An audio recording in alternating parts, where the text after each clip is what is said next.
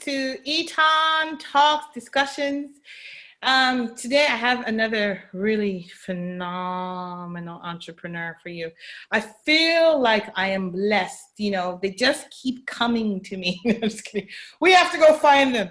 An entrepreneur is very busy. So to get them on your schedule, you have to be very grateful. So today I am so in awe of this lady because we've never met. And she was able to take time out of her busy evening to speak with us today. And there's so much you're going to know about Miss Ruth Tembe. Hi, Ruth. Hello. How are Thank you so much, Gwen. Thank you. I'm good. How are you? I am excited. I'm happy. I'm energetic. Nice to meet you, finally. I know. I've been admiring you from afar. Oh my gosh, thank you. You know, it's amazing. There's so many strong women. We have so much to contribute. So yeah, so you know?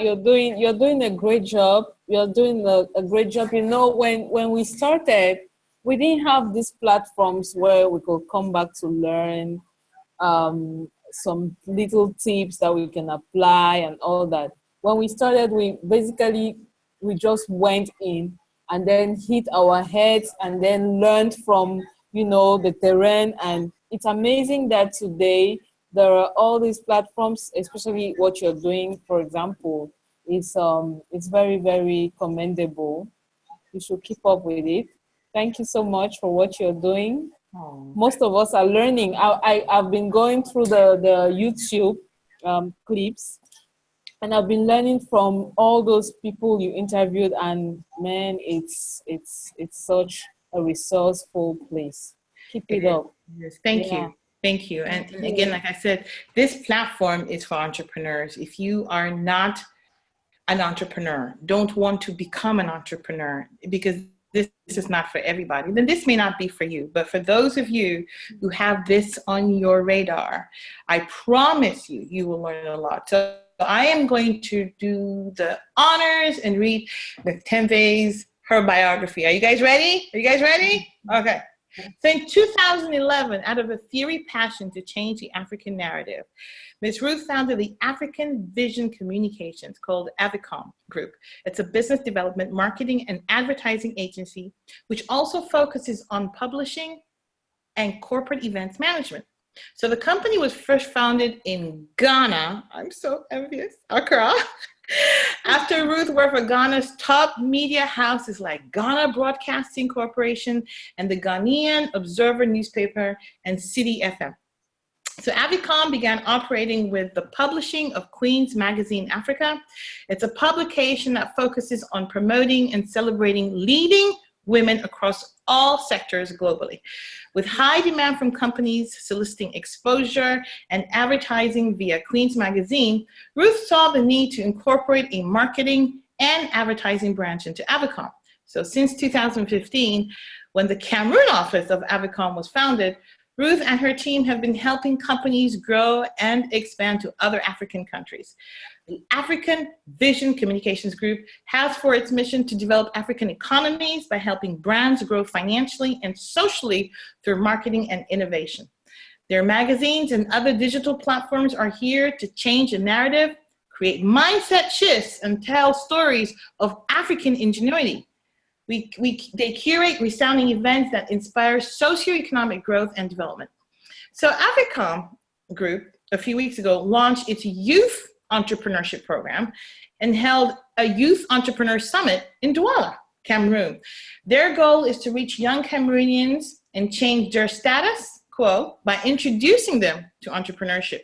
We intend to provide young people with material and didactic resources to build their professional lives, hence curb their full potential and eschew leadership roles in society. Ms. Ruth Tembe is the publisher of Cameroon Achievers Magazine, a digital magazine which showcases greatness from Cameroon.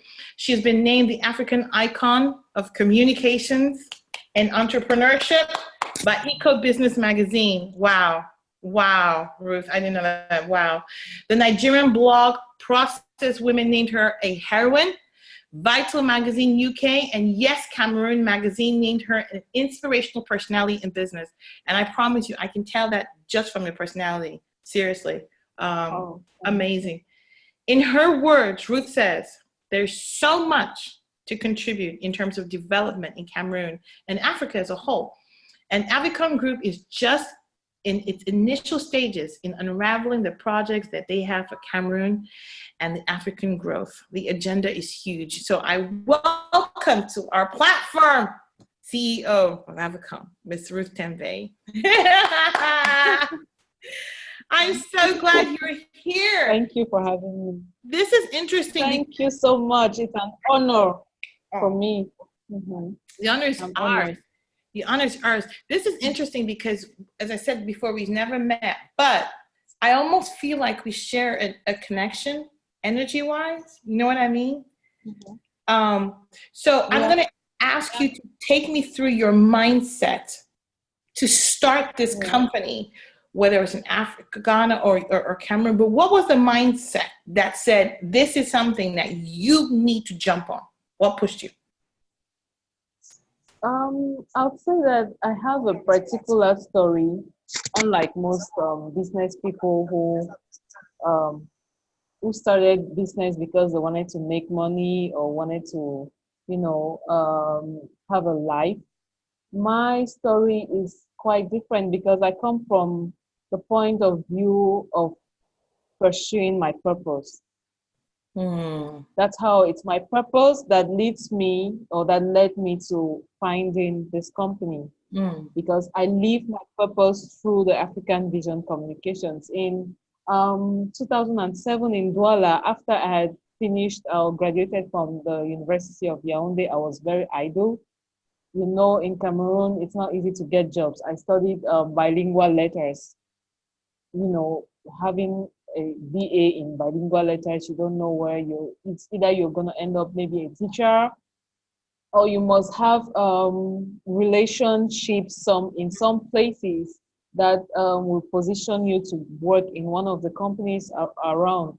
I don't have those relations. I don't have those relationships. And most of my, my attempts to want to work in places that I wanted to work at, they failed. My attempt to travel to the UK failed as well. My attempt to, all what I wanted to do at that time was failing.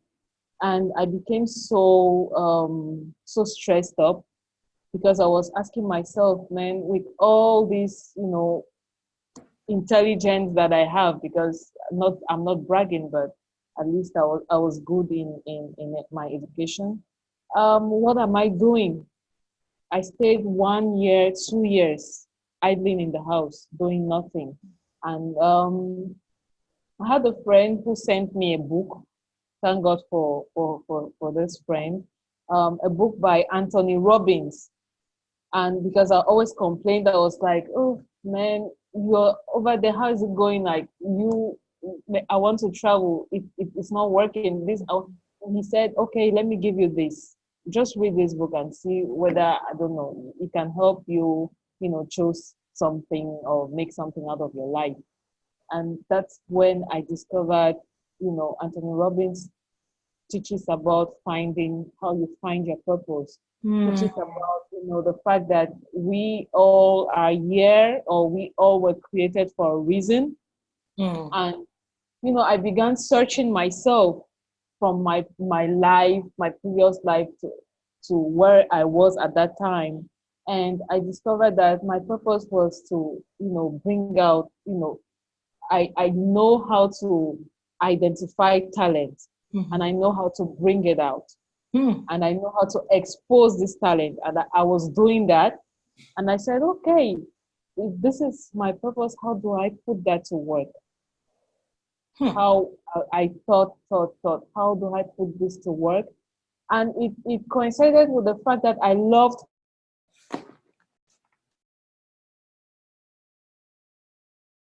And we'll be right back.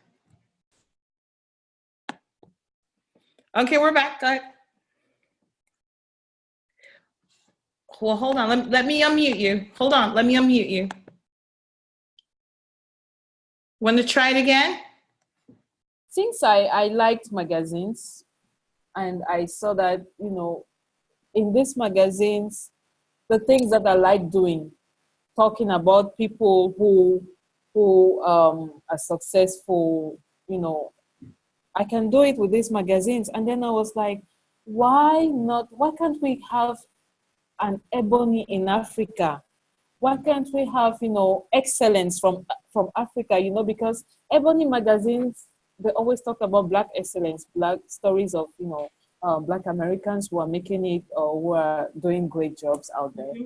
And I was like, we can have that in Africa. And it dawned on me. I said, oh, I'm going to start a magazine. Wow. Yeah. I mean, it's interesting because when I listened to you, here's what you said to me. You failed at trying to get out. You failed at everything you were trying to do. You kept failing. You kept failing.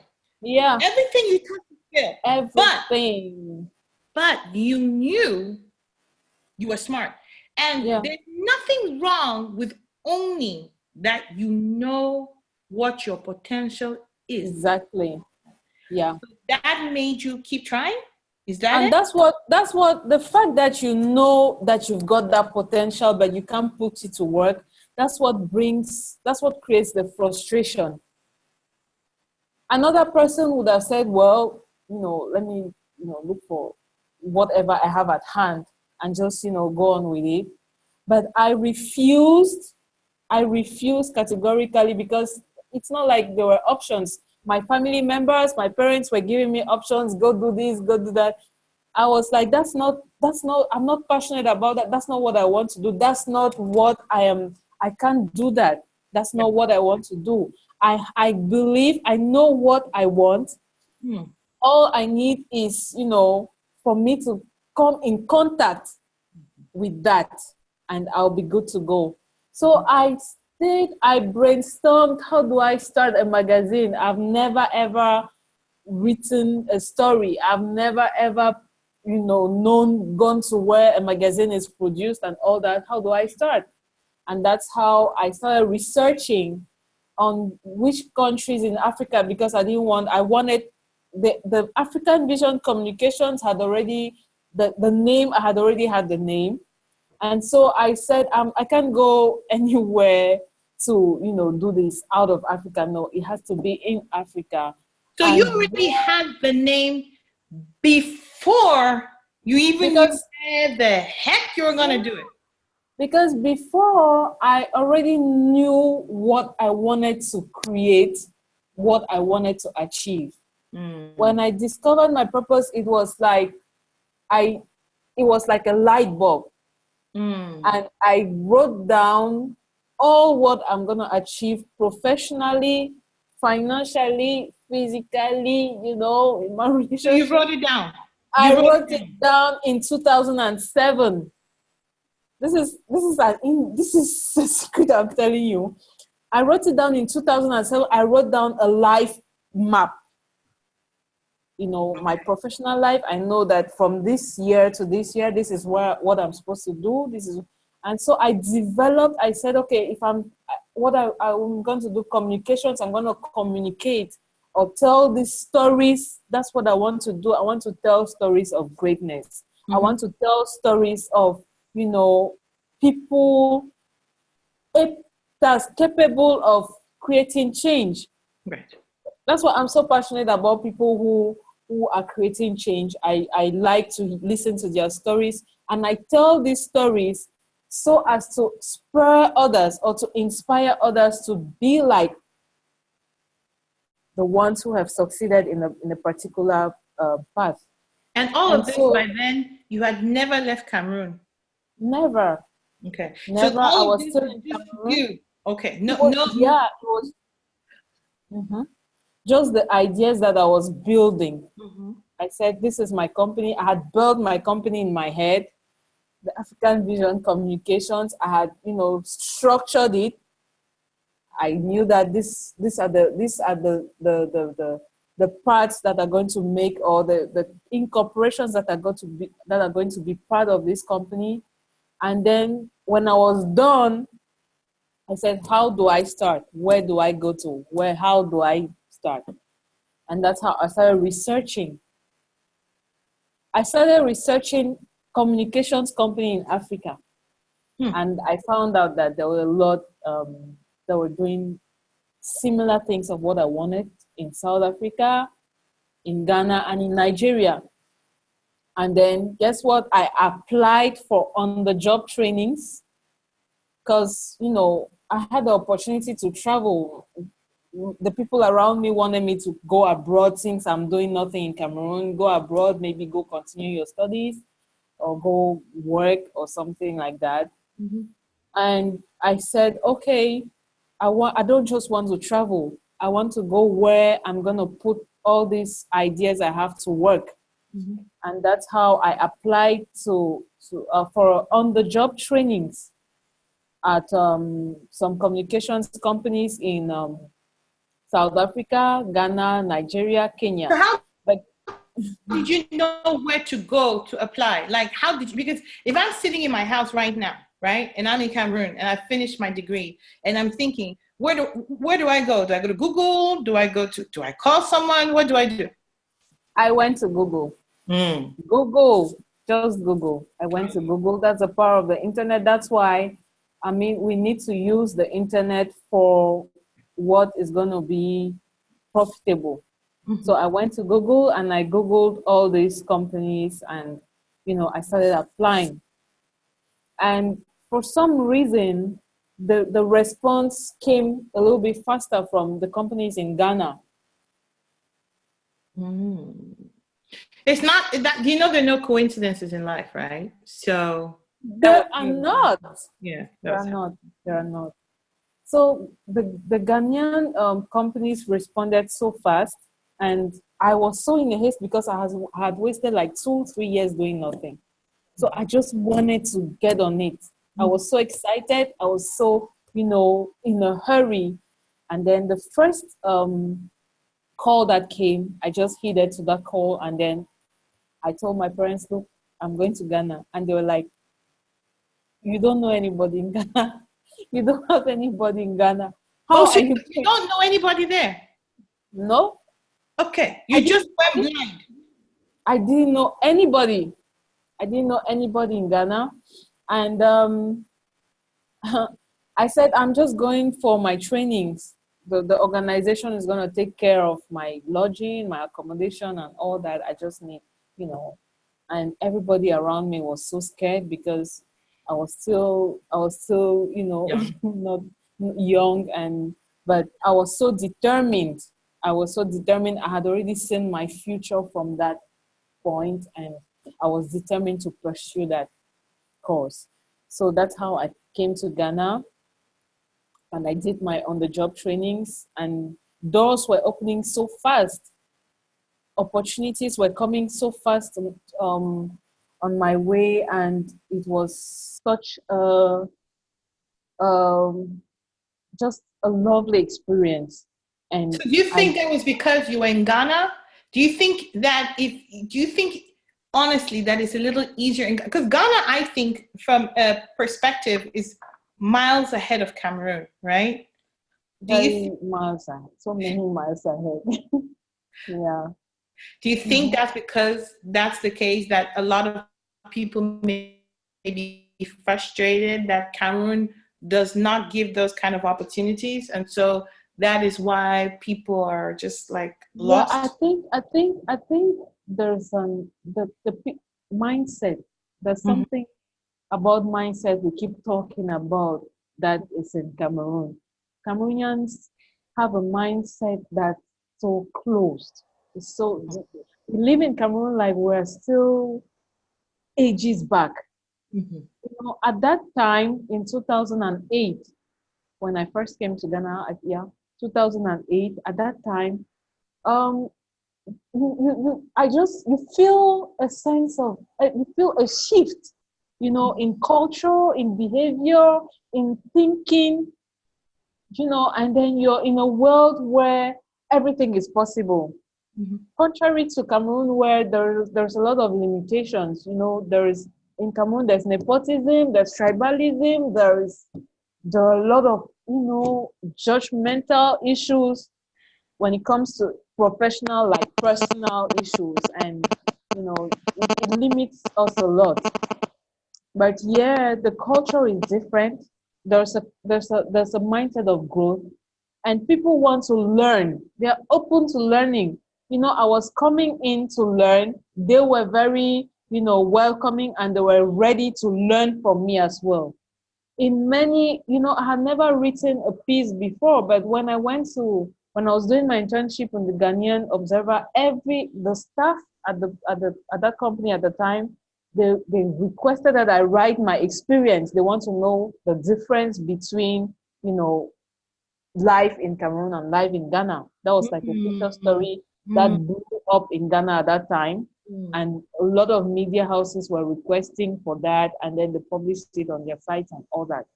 So people are willing to learn. They are open-minded. They want to learn about other cultures, which is not in Cameroon. We really don't care. So would you say that for Cameroonians, right? Because it's, if I'm in Cameroon right now and I'm sitting and I'm watching this presentation, I'm going to say, well, see, that's why it's not working for me. It's because she had to go to Ghana, right? Mm-hmm. That's what they're going to say. And I don't have money to go to Ghana, right? Mm-hmm. Okay. Mm-hmm. What do you say to the next entrepreneur that's going to move them from that couch? Because they're sitting on that chair. They go to the kitchen, they go eat, they come back and they sit on the chair. And their mind is telling them, you cannot do it. You see, she went to Ghana. And there's nothing for you to do here. And you cannot get a job because your father is not this and this and this and this. What do you tell them to get them off that chair to say, you can do this? And these are the steps you need to take. Well, what I would say is,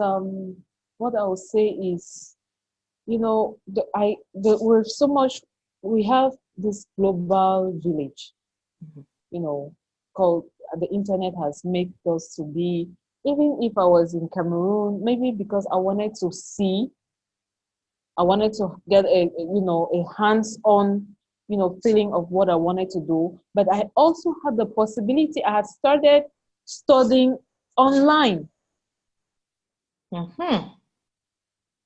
I had started, my publishing course online. I started my communication. I knew, I was coming for an on-the-job training because I had already known the theory. So you were able to speak the language that was able to make them understand. Nothing was strange. I didn't go to, it's not like I went to ASMAC, how they call the school, the journalism school in Cameroon. ASTI. Mm-hmm. It's not like I went to a communications university or journalism university and all that. No, I studied all online. I had all the theory. I had notes. I had books upon books where I studied all about communications, from marketing to publishing to, events management, depending on what I was aspiring to do. Then I said, let me go and see how it is practiced. But I would have still been able, to do it without even coming to Ghana, because I had already had the notions. So my coming to Ghana was just for an exposure. So what I would tell a Cameroonian in Cameroon, I had someone in Cameroon who told me she wants to start a magazine. Right now we have the internet. There's so much. The resources have outgrown what we had back in the days. Yes. And everything is on there.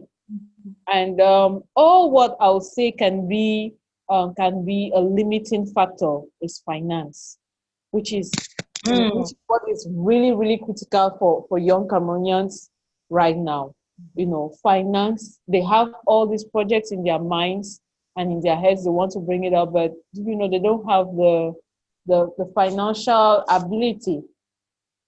That's where I'll say, we need to start small. We always have to start small.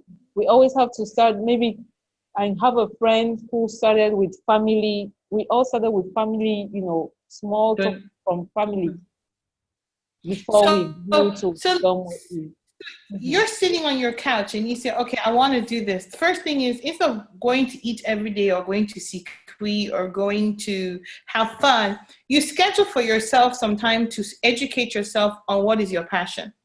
But that means that you have to believe in yourself that you can do it, right? Exactly. And then Exactly. when you study it, then now you can speak the language and go online and have the conversations and submit to interview for any type of position, be it paid or unpaid. And guess what? But Guess what? If I didn't come to Ghana, I was already planning to start working with magazines that were in the country. I don't want to call names, but I had already identified a magazine where I had already written articles, and I believed, I knew, and was convinced that, you know, what I'm bringing. So this is going to add value, and these people cannot refuse. Even if they were to pay me, but I had to start there, knowing that I would find my way to where I'm heading to. So financially, let me ask you this question. Financially, right? Because it boils down to you need some money. And I know that family and friends will help you. Give me a ballpark to say, okay, this is how much money you need to start. Because I say this because some people say, oh, if I don't have 20,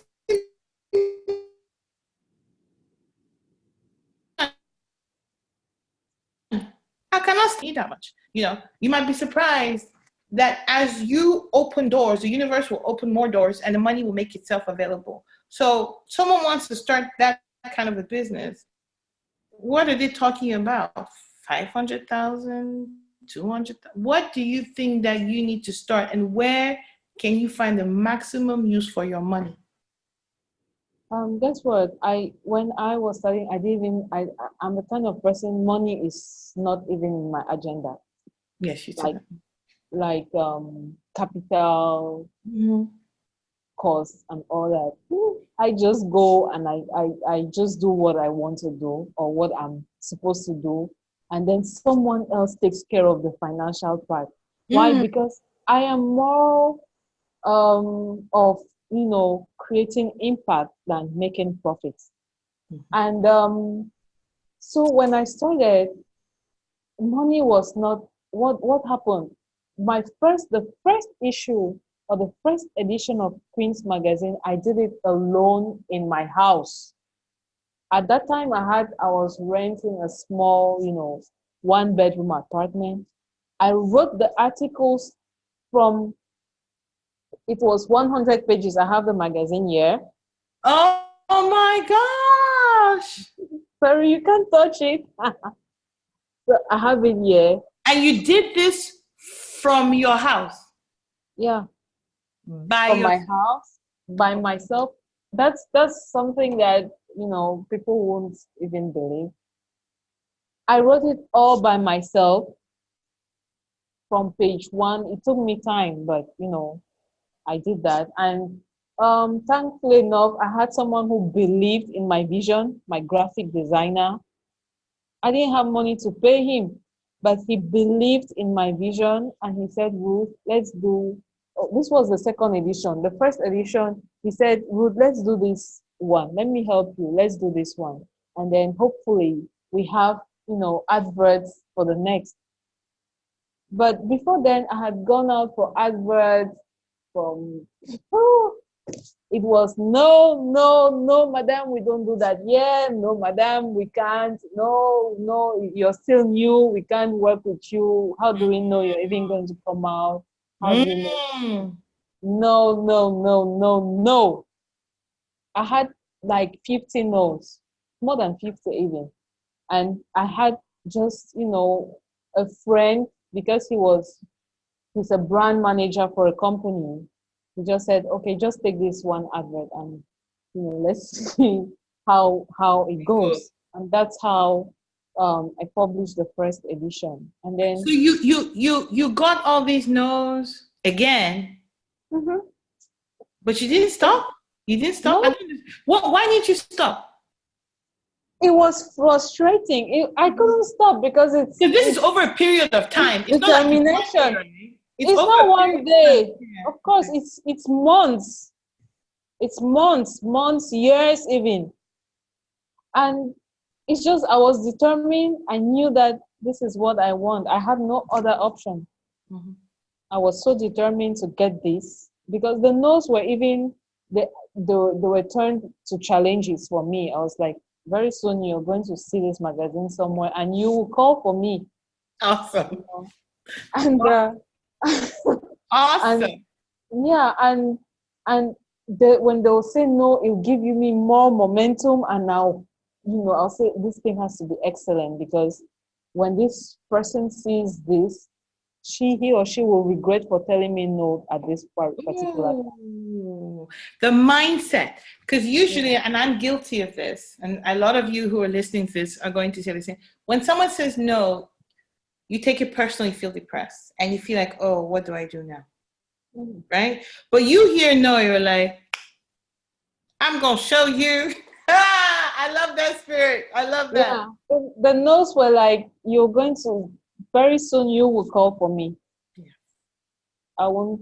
You will be coming for me. I won't even Mm-hmm. come for you anymore, and it will be vice versa. So, um, in a nutshell, that was it. That's how I started Queen's Magazine. I had a prototype. The printing wasn't the first edition's printing wasn't the good quality, but at least I had a prototype. I was so proud of my first edition Of course. that I I, I kept sleeping with it on my heart, and all that. That was my baby. And so I had a prototype. I could now go to people and show them that this is an idea I have. And luckily enough for me, at the time in Ghana, there wasn't any magazine that was being produced that focused only on women. It happened that Queen's Magazine was supposed to be the first.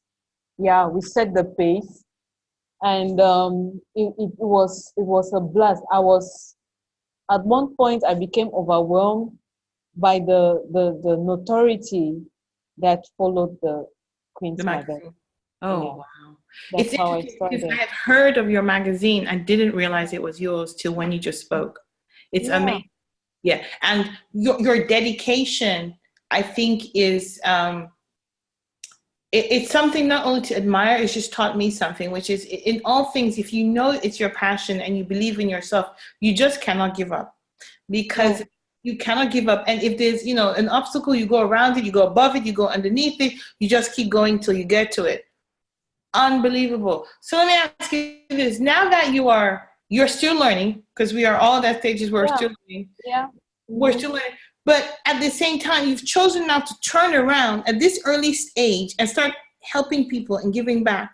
You're not wanting to wait till you become some, multi-billionaire. You're saying, I need to train people now. And there's something else you said that was interesting. You said, I know how to see the value in people and bring it out. Yeah. That is one of the most difficult things for a human being to do because you can't change someone unless they're willing to be changed. So, what is it that you prescribe seeing in the future, and how are you going to take individuals, find their potential, pull it out, right, and help them go to the next level? Because mindset will shut them down. Yeah, mindset will shut them down, but there are people like me out there who are so determined and who want to succeed at all costs. There are people like me out there. I My story is such is I don't know.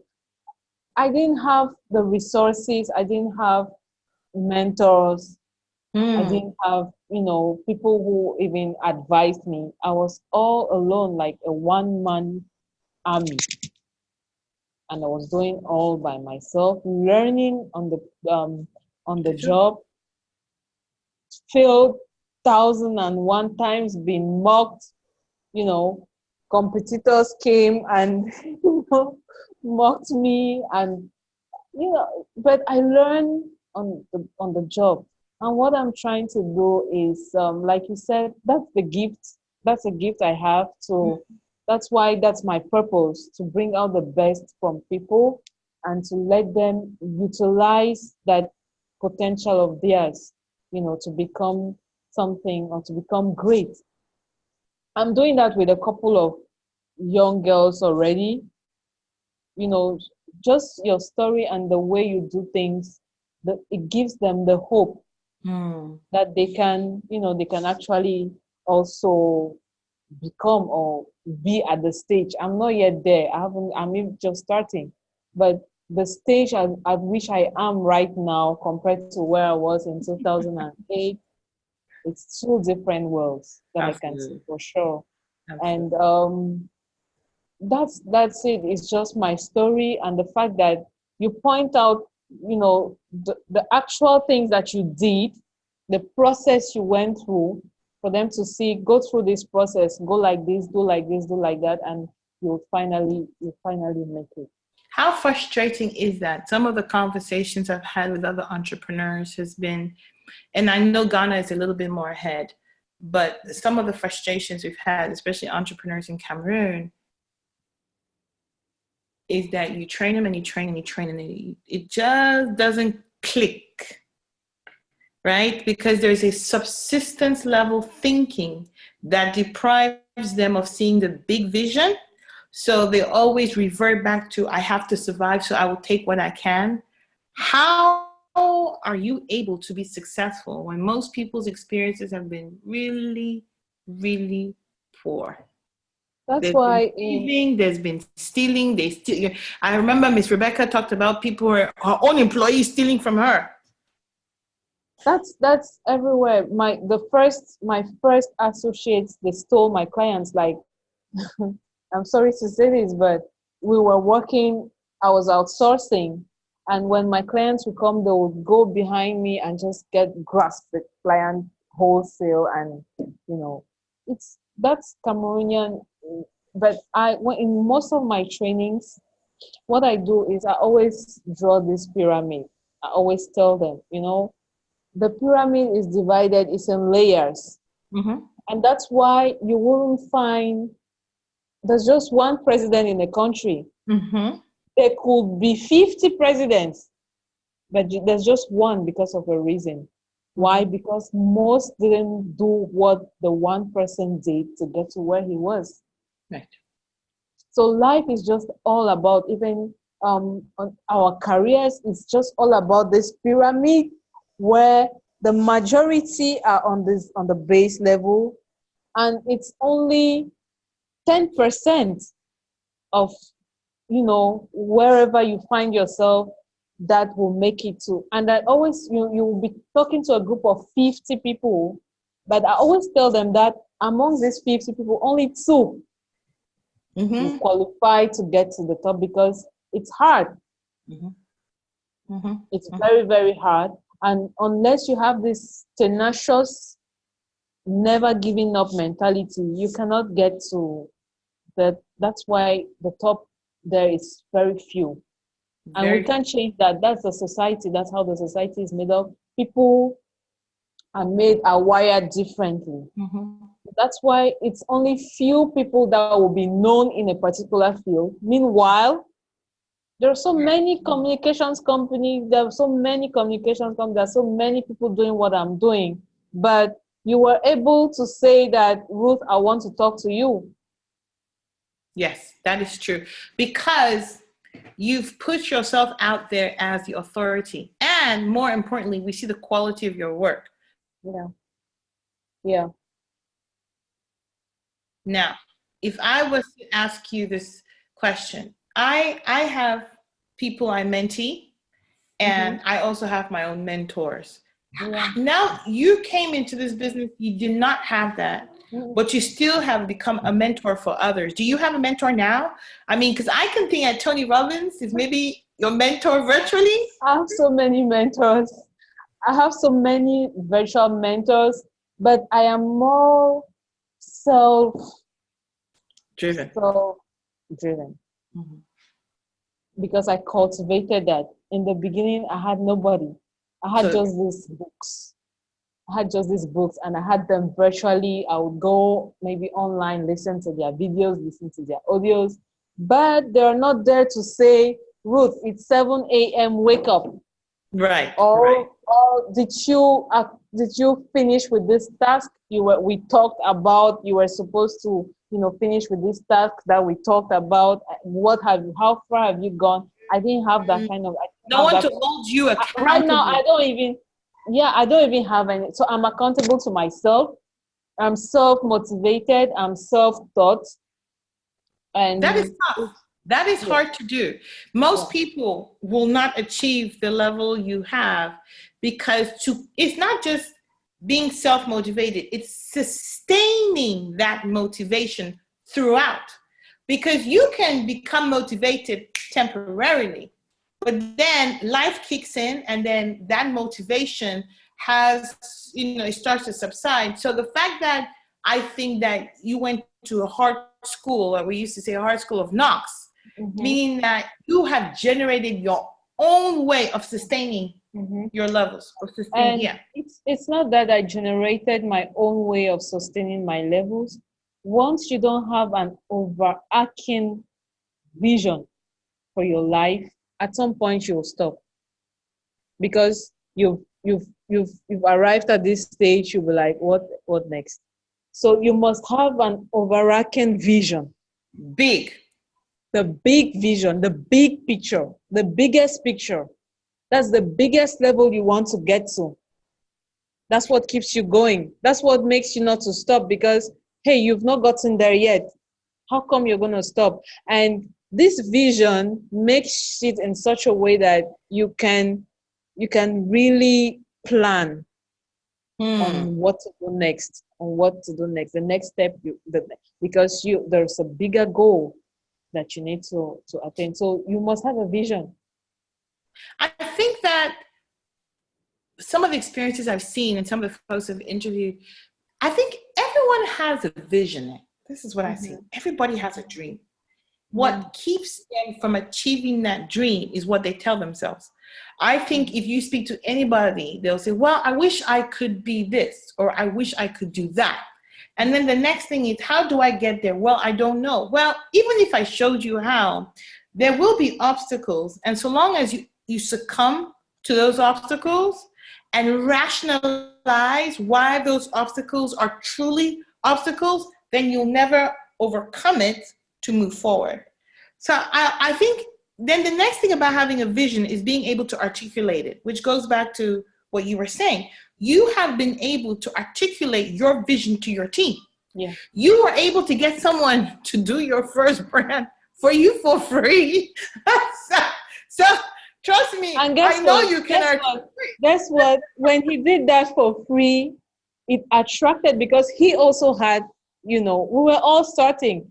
He also had some work he could show people that, look, this is what I designed a magazine, and he was so praised all over. He was like, wow, you're a big boy, you designed a magazine and all that. So the articulating that vision is very, very important, very important. But to have someone who believes in you also is critical, because some people, it's difficult to find those who will believe in you. Share with us an experience. I hear you going, which means there's more. Yes, because it would take someone who believes in himself also to want to work with somebody who's only talking about a vision. Okay. People are wired in such a way, they want instant gratification. People will come, to apply for a job, and what they want is the money there and then. That's how their mindset in Cameroon. That's most Cameroonians. That's how it's difficult. You can't get an employee in Cameroon. Why? Because they are looking at, they are calculating your income, your revenue, and they are working to make you rich. Right. And they don't see that as necessary. They don't think that this platform that you have toiled to come up with can make them grow. They don't want to use that to grow, but they want to, go by past that to make quick money, and I don't know what they'll do. So it's difficult to find people who believe in the vision, Mm-hmm. and those who believe in the vision are those who are willing to grow. Because right now, my graphic designer, he's one of the top designers around. Wow. Why? Wow. Because he learned, and most people I work with learn from, because I have this creative ability, and I tell you, look, do like this, it's your job, but I'm creative. You do like this and you'll be better, do like this and all that. And you learn. And today he's one of the top designers in this country. So would you say that your strength here maybe was that you all were learning as you went along, and so you've all grown from there? Would be what you would, or would you say, because some people might say, no, I need money, I need to hire the best this and the best that, right? Maybe you can find somebody who is starting off, right? And then That's why you need to, as an entrepreneur, most entrepreneurs have the ability to identify potential. okay. Most entrepreneurs work with potential, because you can't pay a Harvard at an early stage. You won't pay because he's the best. If you're saying that you're looking for the best people to work with, Right. maybe you go to LinkedIn and you'll be looking for a Harvard graduate. No, you cannot do that. But you have the ability as an entrepreneur to identify someone who has the potential to make it work, and you work with that person. I like growing with people, with my employees, or my collaborators. I usually don't call them employees, because we learn from each other and we grow together. So they're your collaborators, not your employees. Yeah, no, I don't call them. What do I know? That's nice. I just learned something. Yeah. No, Maybe I that'll don't. help me. No. They are my collaborators. What they know, maybe I don't know that. Both we bring, all of our expertise, our knowledge together to make whatever thing we do a success. Wow. That is awesome. Yeah. So tell me some of the things that you think you're most proud of, and then tell me some of the things that you feel that you have struggled with and you are just now overcoming. What am I proud of? That's the thing about entrepreneurs like you're so modest that it's not even possible for you to even see the value that you have brought. You need to understand because I don't see myself yet there. I don't see myself. And yet you are there. And yet you are there. And look at where you were and look where you are. The kind of things we go through as entrepreneurs, the hard life, because to achieve something, the sleepless nights, the days that we go hungry and we develop gastritis because we must accomplish something. The lack of money, because you have money, but it's not yours. Right. It's not yours. The moment you have some kind of money, you're ready to invest it. You're putting it back into the business, and people are always like, this kind, you say you're a CEO, but we don't see this. You don't have that. You don't have this. It's so humbling, because you have nothing. You just have these things that you're creating for people, or these solutions that you're creating for problems that you're seeing in the society. You want to solve these problems, but you have nothing that is yours. That's why sometimes you are paid last. And you're paid last. At times you don't even pay yourself, because at the end of the day, you think that person deserves, you'll be pitying someone else for his sleepless nights with you than yourself. And someone said entrepreneurs are like sacrificial lambs. They're people who have been sacrificed, and that's why there are few who succeed, because it's like a calling. To be an entrepreneur is actually like a calling, where you have a mission you must accomplish to change, people, change society and all that. So So what's what would you be the proud best of? thing? What is the best thing for you? What is it that you're most proud of, Ruth? Tell me, because Well, if there has to be something at the end.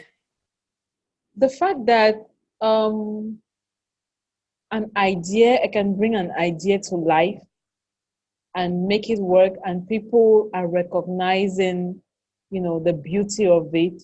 That's what Mm, makes me proud. You have an right, right. idea and it comes to life, and you're actually, people are really saying it and are praising you for it. Is quite it's encouraging. What is the things that kept you going? What are the if I say what are the three things that kept you going? Because it also goes to why, like for me, when I want to give up sometimes, I think about my children. I think about how much tuition it costs for them to go to college. And then I think about wanting to give people an opportunity to change their lives. What drives you? What keeps you going? What keeps me going is the fact that, you know I can, because my passion is for these people who are suffering, sometimes because they do not know what to do. Not that Mm, they can't do it, but they don't know what to do. The fact that when I see that, I I brought out somebody from darkness, let's call that darkness in quotes, because out of ignorance, to, you correct, know, correct. let the person really see what he or she is capable of doing, and seeing that person working on that thing it keeps me going. I'm like, I want to do it for more people. I want to do it for more people. Are you optimistic about the future for Africa, especially for Cameroon, given what's going on right now? I was very, very happy about my topic, because, it's important for this time in Cameroon. I am optimistic, but I know that it's a process. Mm. I know it's gonna take time, but I also believe that this change that we are trying to implement should be in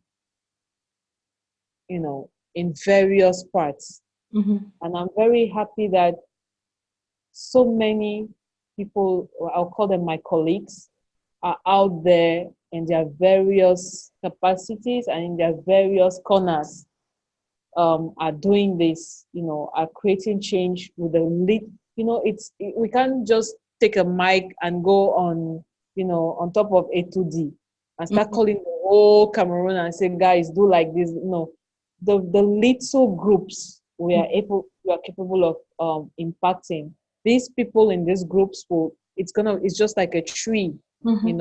with branches, and that's how it's going to spread. And I know that with time everything will be fine. When I interviewed Cardinal Tumi last year, he said that change is very possible, but change will want each individual. We shouldn't wait on the government. Hmm.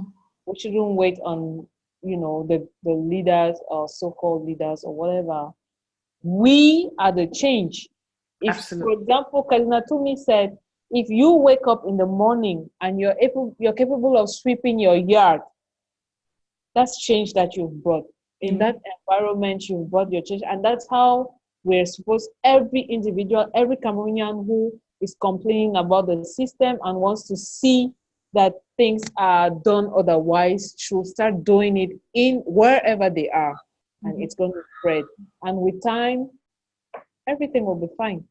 I'm Yeah, optimistic. we have to be there. And some of us have made the commitment to continue to do the little we can, Yeah. educate and open the mindset, because what will happen is the change will come and people will think it was overnight.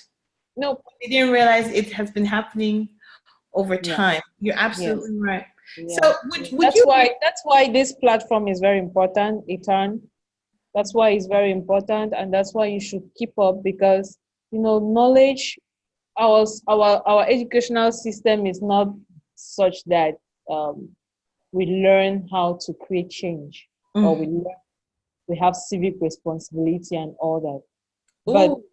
when we have platforms like this that we didn't have back in the days, we are capable, or we are able to come back here all the time. I come back here when I want to learn about a particular topic. I just have to click on, eturn.org and listen to one of your conversations, and I can get going.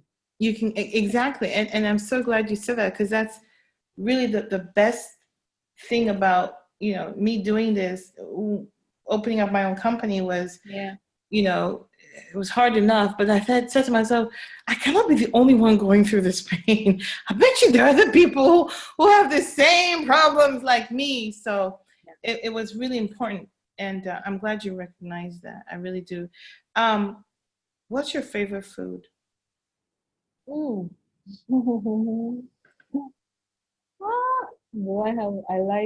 I'm first of all, I'm a food adventurer. I like food. I like eating. I like eating. I like food. I don't have a particular one. I have cravings.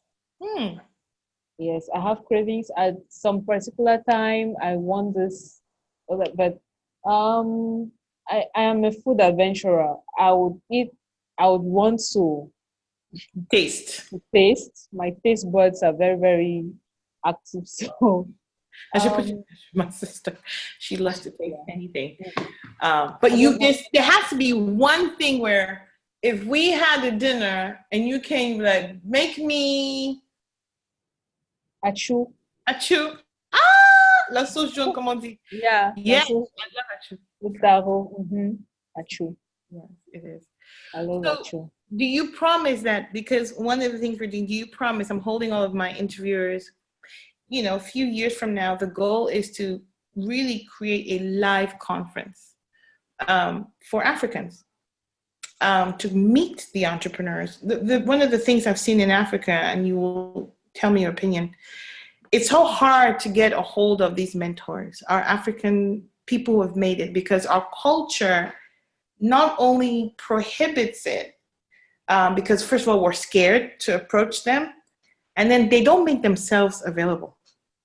So what we want to do is take this to the next level and say, we're going to have all of these crazy, entrepreneurs in one room with you, the viewers, to ask your questions. Will you come to that? Why not? Any platform where I have to learn, where I know I'm going to learn, I'm just rushing. It's interesting because you're going to learn, but you're also going to teach.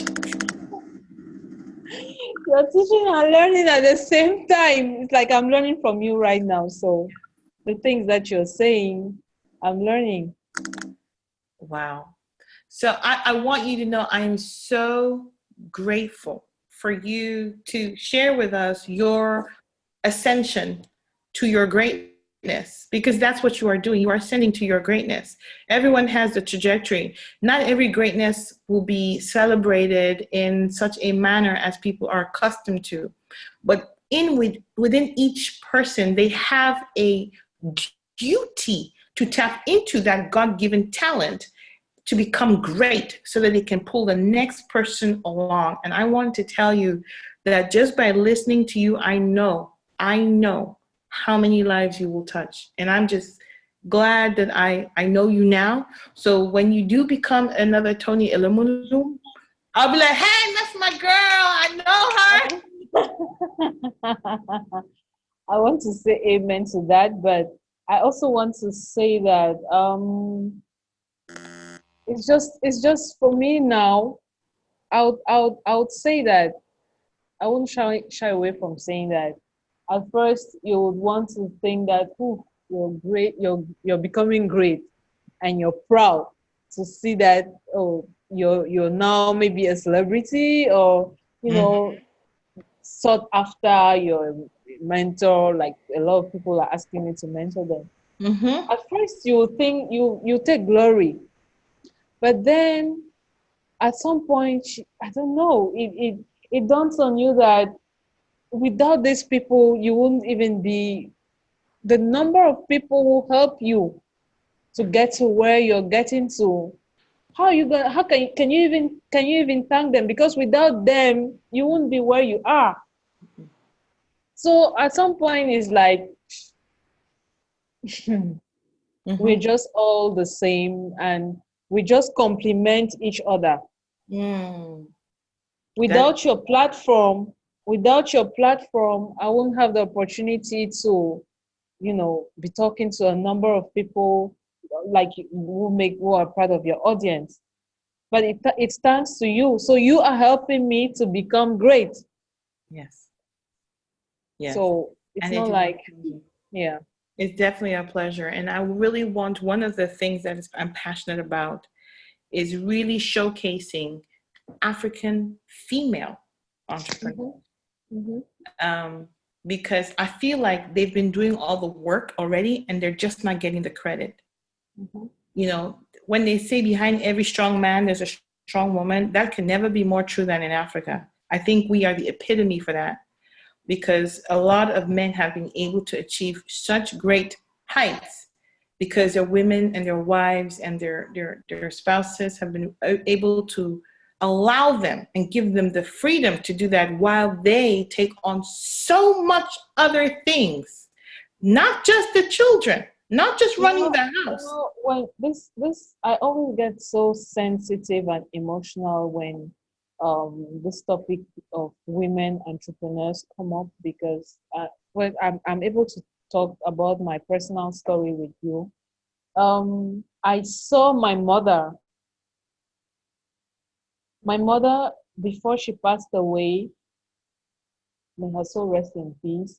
She left us with a nursery and a primary school that she founded.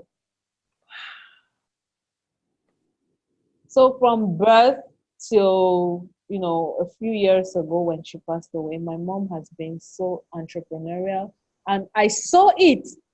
I saw the hard work.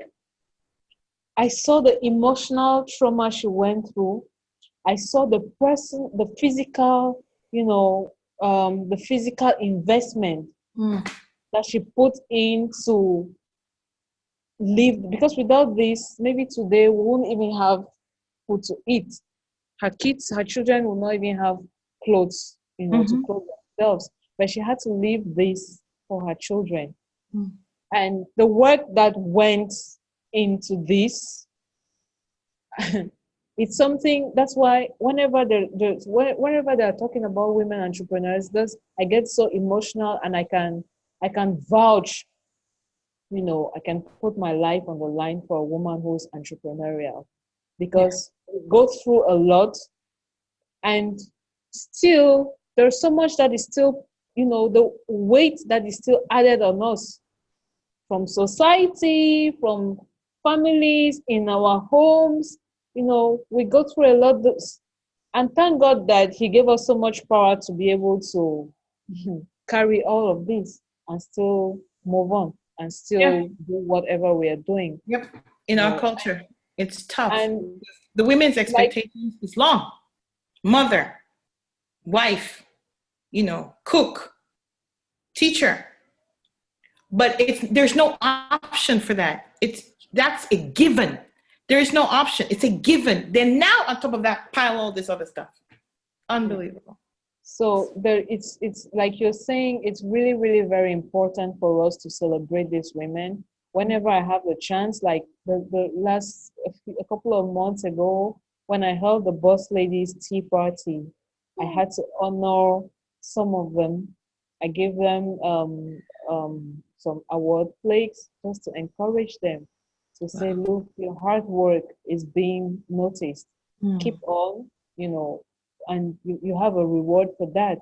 And whenever I have the opportunity to bring, or to honor, to celebrate those women, I just go all in. That's why Queen's Magazine was created in the first place. That's right. That's Yeah. right. Well, I want to thank you from the bottom of my heart. I have learned from you. It's funny, just little things change your life. Just by you saying your employees are not your employees, they're your collaborator, it's just like, it's a mind shift, right? And that will totally change how I see, even how I approach my collaboration with all. Yeah, I agree. And I want you to know that you will touch someone's life through this platform. I thank you profusely. I have a feeling we're going to do a lot in common in the future, especially since you're in Accra. I'm looking forward to that. I cannot wait to get to Ghana. There's so many Cameroonians moving to Ghana from America. Yeah, because business-wise, Ghana is very, very easygoing. You don't have the hassle. All the hassle that you go through in Cameroon, you don't have it here. When you want to register your company, um, you I registered my company in Ghana in 2011. And in 2015, when I went to Cameroon to register my company, that's when I knew the difference. Yeah. Well, see, if what I know now, and I had a conversation with Alan Fussy, and I don't know if you've watched that. He breaks it down. Yeah. And I said, where were you when I was starting this stuff in 2016? Because it's crazy in Cameroon. It's crazy, but it doesn't stop us. We'll keep going because it doesn't stop us. And thank God they are ameliorating the process, because it's quite easy now since they created the CFCE, the Centre de Formalité d'Entreprise et tout ça. It's quite easy now, but back then. So that's why people can move into Ghana, because Ghana is very, it's calm. It's the process is like slow. Well, we're coming. What you get is what you see is what you get, and when you're deserving of something, you have it. Oh, nice. Yeah. Well, we're coming, and all of you who are going to be watching this, we're not saying you have to go to Ghana, but we're saying that whatever your ethnicity might be, there is an opportunity where you are at if you're willing to do the work. And if the work starts with you believing in yourself and not expecting someone else to lift you up, you lift yourself up first. The topic of my call today is the importance for local companies to go global. And I was thinking that people, when they say go global, when we're talking about companies going global, it doesn't mean that just because you heard someone else is going to Ghana, then you want to go to Ghana. So market research is very, very important in regards to what you're doing, what you're selling, the services or the products that you're selling. You might make it maybe in Togo, you might make it in Gabon, you might make it in Ghana. So it's not about just moving. It's about knowing what you want and what you want to achieve and accomplish. Okay. That's good to know. That's good to know. Yeah. So I want to thank you again. We're going to wrap up our call, Eton, folks. I know this is amazing. Feel free to comment below, like us, our YouTube channel. And I have a feeling that the thing about social media is this stays embedded for life. So years and years from now, people are going to come back. And I dare say years from now, we're going to do another version of this and see where we are. And we will laugh at this first version. We will laugh at what was she wearing? Amateurish. Yeah. We're going to look at this one now like we're just amateurs. Yeah. But thank you again. I appreciate you taking your time to be with us. So and if you guys want to get a hold of Miss Ruth, because she is out there, please let us know. Go to Eton. We'll have a link to her website so you can connect with her directly. She did say she's an events manager. So that in and by itself is something that everybody at some point in their life will always need if they are really serious about launching their business the right way. So I praise you. I thank you. And I will talk to you in a few. Bye, guys. Bye. Thank you so much. Thank you. That's this recording. Okay.